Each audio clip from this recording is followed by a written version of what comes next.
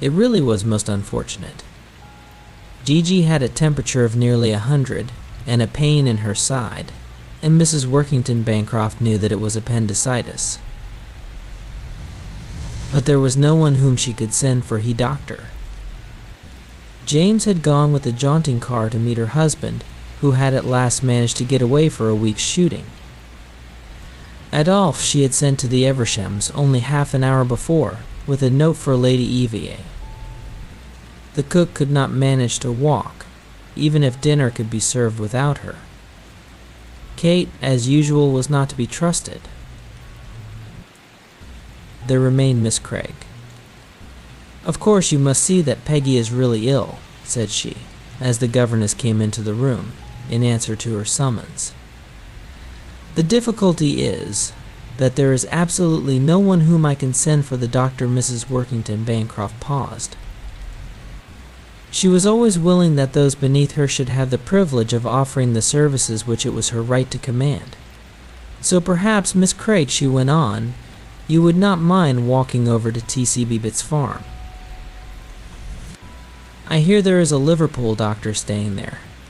Of course I know nothing about him, but we must take the risk, and I expect he'll be only too glad to be earning something during his holiday. It's nearly 4 miles, I know, and I'd never dream of asking you if it was not that I dread appendicitis so very well," said Miss Craig. "I suppose I must go, but I don't know the way."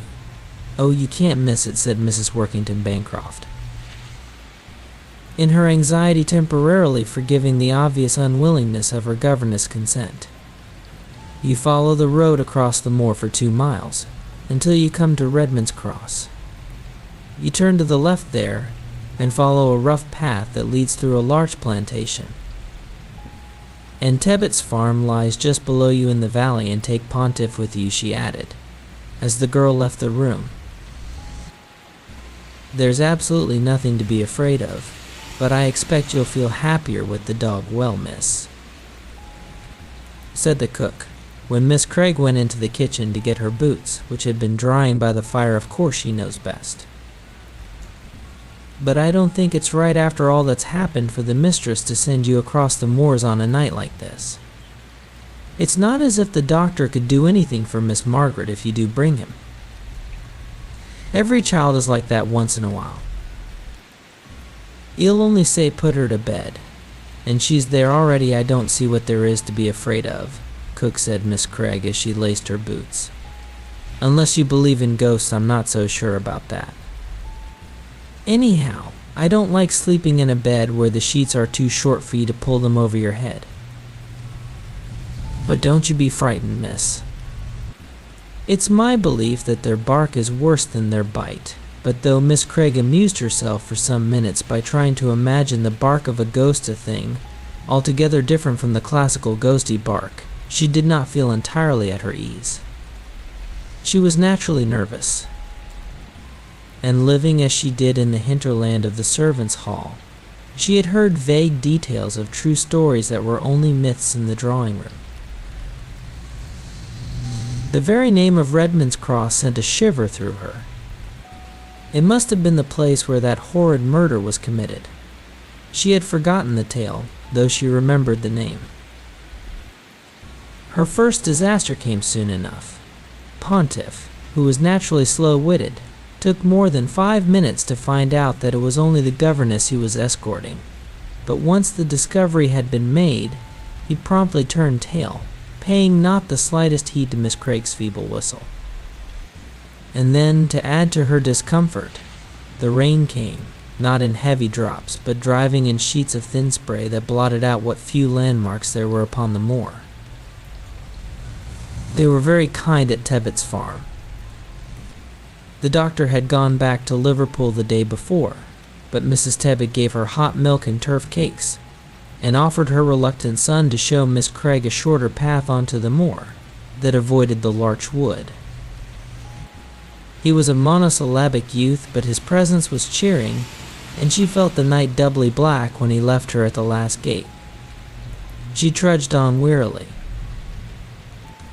Her thoughts had already gone back to the almost exhausted theme of the bark of ghosts, when she heard steps on the road behind her that were at least material. Next minute the figure of a man appeared. Miss Craig was relieved to see that the stranger was a clergyman. He raised his hat. "I believe we are both going in the same direction," he said. "Perhaps I may have the pleasure of escorting you," she thanked him. "It is rather weird at night," she went on, "and what with all the tales of ghosts and bogies that one hears from the country people. I've ended by being half afraid myself. I can understand your nervousness," he said, "especially on a night like this.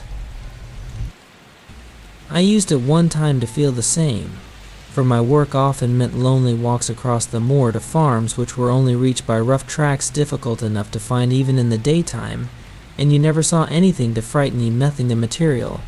I mean, I can't really say that I did. But I had an experience 11 years ago which served as the turning point in my life. And since you seem to be now in much the same state of mind as I was then in, I will tell it you." The time of year was late September. I had been over to Westendale to see an old woman who was dying, and then, just as I was about to start on my way home, word came to me of another of my parishioners who had been suddenly taken ill only that morning.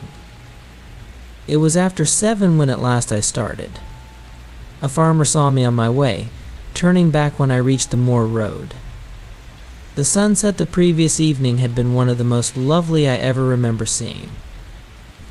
The whole vault of heaven had been scattered with flakes of white cloud, tipped with rosy pink like the strewn petals of a full-blown rose. But that night all was changed. The sky was an absolutely dull slate color, except in one corner of the west, where a thin rift showed the last saffron tint of the sullen sunset. As I walked, stiff and footsore, my spirits sank. It must have been the marked contrast between the two evenings, the one so lovely, so full of promise the corn was still out in the fields spoiling for fine weather, the other so gloomy, so sad with all the dead weight of autumn and winter days to come. And then added to this sense of heavy depression came another different feeling which I surprised myself by recognizing as fear. I did not know why I was afraid. The moors lay on either side of me, unbroken except for a straggling line of turf shooting butts that stood within a stone's throw of the road. The only sound I had heard for the last half hour was the cry of the startled grouse, "Go back, go back, go back," but yet the feeling of fear was there, affecting the low center of my brain through some little used physical channel. 3, I buttoned my coat closer and tried to divert my thoughts by thinking of next Sunday's sermon. I had chosen to preach on Job. There is much in the old-fashioned notion of the book, apart from all the subtleties of the higher criticism, that appeals to country people: the loss of herds and crops, the breakup of the family. I would not have dared to speak, had not I too been a farmer. My own glebe land had been flooded 3 weeks before, and I suppose I stood to lose as much as any man in the parish. As I walked along the road repeating to myself the first chapter of the book, I stopped at the 12th verse. "And the Lord said unto Satan, Behold, all that he hath is in thy power." The thought of the bad harvest, and that is an awful thought, and these vanished. I seemed to gaze into an ocean of infinite darkness. I had often used, with the Sunday glibness of the tired priest, whose duty it is to preach 3 sermons in one day, the old simile of the chessboard. God and the devil were the players, and we were helping one side or the other. But until that night I had not thought of the possibility of my being only a pawn in the game, that God might throw away that the game might be won. I had reached the place where we are now. I remember it by that rough stone water trough, when a man suddenly jumped up from the roadside. He had been seated on a heap of broken road metal. "Which way are you going?" "You've near," he said.